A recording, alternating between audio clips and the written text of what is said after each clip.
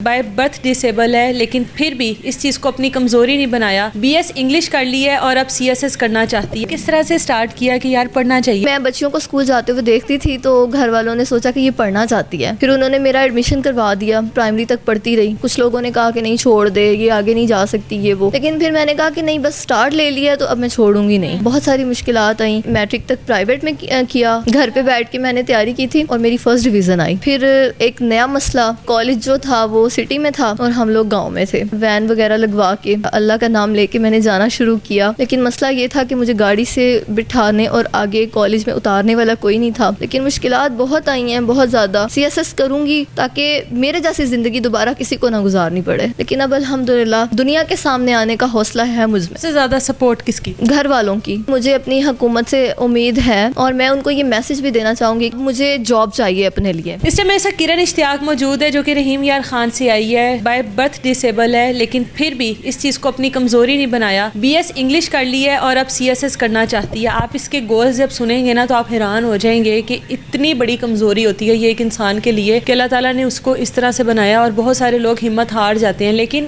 بڑی با ہمت لڑکی ہے. اس کو مل کر اس سے بات کر آج فیل ہوا کہ ہم لوگ انتہائی ناشکرے لوگ ہیں. میں اپنی بات کروں تو ہم لوگ بہت ناشکرے لوگ ہیں, اور ہم لوگوں کو اللہ تعالیٰ کی نعمتوں کا شکر ادا کرنا چاہیے کہ اللہ تعالیٰ نے ہم لوگوں کو مکمل بنایا اور کسی کا محتاج نہیں بنایا. آپ اس کی کہانی سنیں آپ کو اندازہ ہوگا. کیسی ہو کرن؟ الحمدللہ بالکل ٹھیک ہوں. اتنی دور سے ادھر تک آج آ گئی ہو, اتنی مشکلیں زندگی میں فیس کی ہوں گی, لیکن پھر بھی گولز ابھی بھی وہیں کے وہیں ہیں.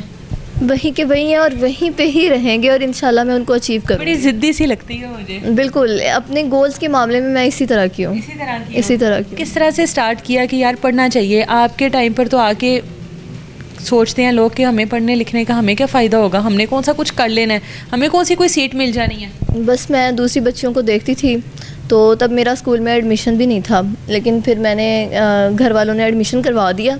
تو میں بچیوں بھی بہت ضد کی ہوگی. نہیں, میں بچیوں کو اسکول جاتے ہوئے دیکھتی تھی تو گھر والوں نے سوچا کہ یہ پڑھنا چاہتی ہے. پھر انہوں نے میرا ایڈمیشن کروا دیا. اس کے بعد میں پرائمری تک پڑھتی رہی. پھر آگے انہوں نے کہا کہ کچھ لوگوں نے کہا کہ نہیں چھوڑ دے, یہ آگے نہیں جا سکتی یہ وہ, لیکن پھر میں نے کہا کہ نہیں بس سٹارٹ لے لیا تو اب میں چھوڑوں گی نہیں. تو بس اسی طرح پھر آگے کنٹینیو کیا میں نے. بہت ساری مشکلات آئیں. میٹرک میں ایگزامز نہیں دے پا رہی تھی کیونکہ میرا ایڈمیشن ہی نہیں جا رہا تھا. تیاری تو میں کر رہی تھی گھر پہ. تو اس کے بعد پھر میں نے میٹرک تک پرائیویٹ میں کیا اور میری فرسٹ ڈویژن آئی. گھر پہ بیٹھ کے میں نے تیاری کی تھی, اس میں میری فرسٹ ڈویژن آئی.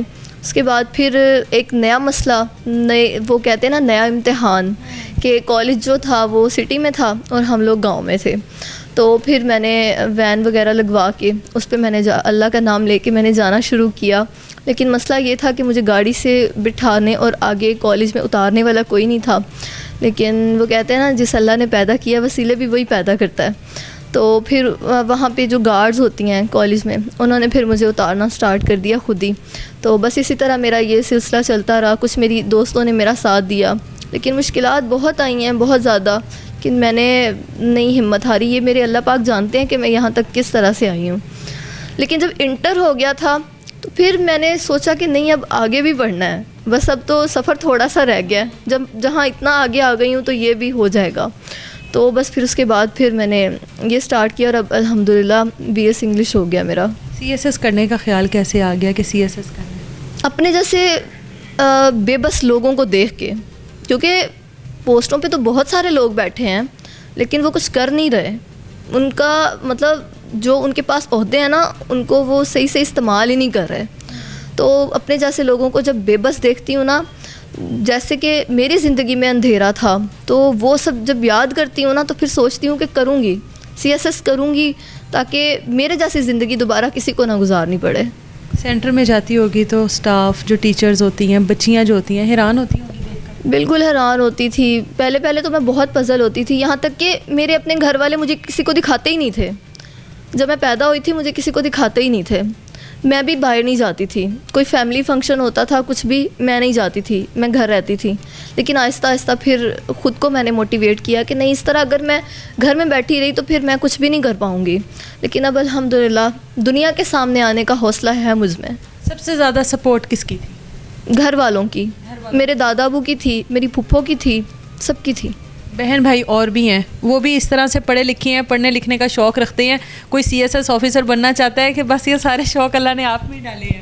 بس یہ سارے شوق اور جنون مجھ میں ہی ہیں. میرے مطلب بہن بھائی وہ جسٹ میٹرک اور انٹر تک ہی ہیں. دیکھ لیں, میں وہی بات کر رہی ہوں کہ جس کو اللہ تعالیٰ نے مکمل بنایا ہے اس کے شوق ختم ہو جاتے ہیں, اور جس کے پاس کمی ہے اس کے شوق, اس کے گولز ہی اور ہیں. بالکل. اور میں کبھی کبھی یہ بات سوچتی ہوں کہ اللہ پاک نے مجھ سے بہت بڑا کام لینے کے لیے مجھے دنیا میں بھیجا ہے.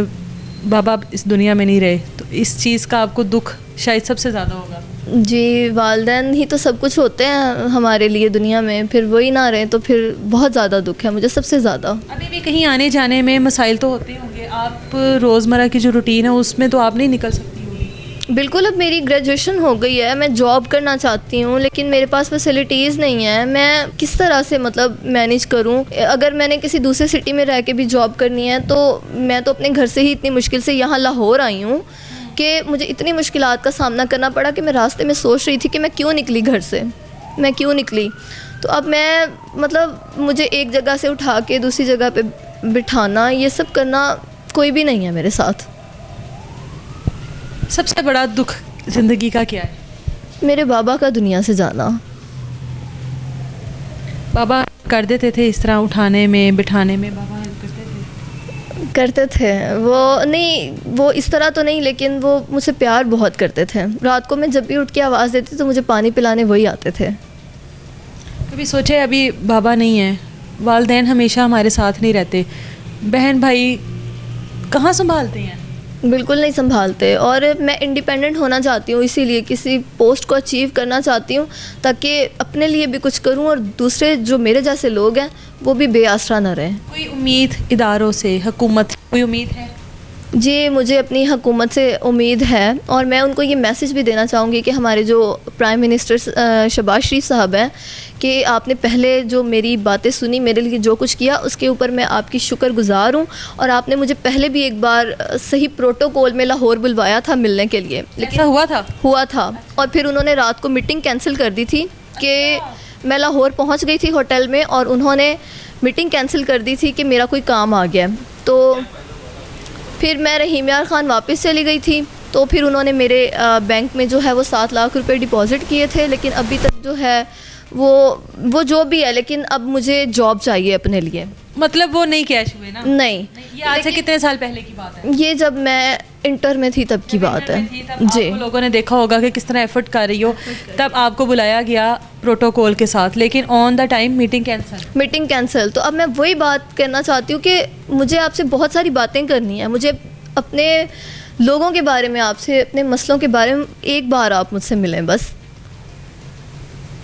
ایک انسان جس نے آپ سے ملاقات میٹنگ کے لیے بلایا گیا آپ کو, وہ آپ سے ملا نہیں ہے, آپ کی مدد کی, وہ آج تک آپ تک پہنچی نہیں ہے, اور آپ واقعی میں ایک ضدی لڑکی ہو, آپ آج بھی بس ضد ہو کہ ابھی بھی میں نے ملنا ہے ان سے. جی, میں نے ملنا ہے اب بھی ان سے. اب تو میری گریجویشن ہو گئی ہے, میں چاہتی ہوں وہ بیٹھے میرے ساتھ میٹنگ کریں اور میں ان کو بتاؤں کہ میں کیا کرنا چاہتی ہوں.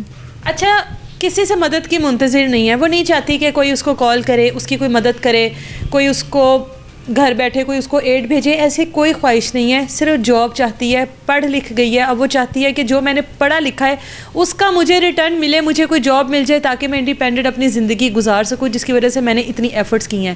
لیکن ہم لوگ اپنے اداروں کو جانتے ہیں, ہم لوگ اپنی حکومت کو جانتے ہیں, ہم دعا کرتے ہیں کہ آپ کی یہ جو معصومانہ سی یہ خواہش ہے یہ پوری ہو جائے, بس یہی کر سکتے ہیں. بالکل بالکل, الحمدللہ, انشاءاللہ ضرور پوری ہوگی. اللہ تعالیٰ آپ کے جتنے بھی گولز ہیں ان میں آپ کو کامیاب کرے. اجازت دیں مجھے, اللہ حافظ.